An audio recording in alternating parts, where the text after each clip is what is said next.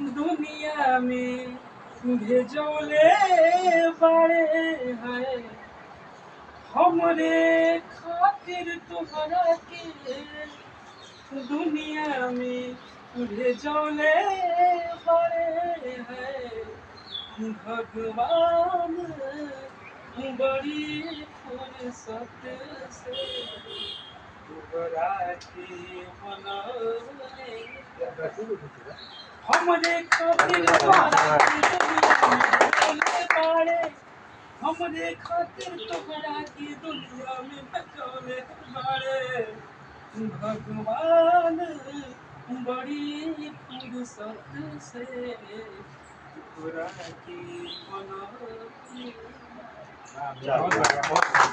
दरवाजे इन लोग कितने बजे बुला ले? 5 बजे खाली कटवाना है बस। 5 बजे बुलाते हैं। अबे रुके ना हाथ उतारी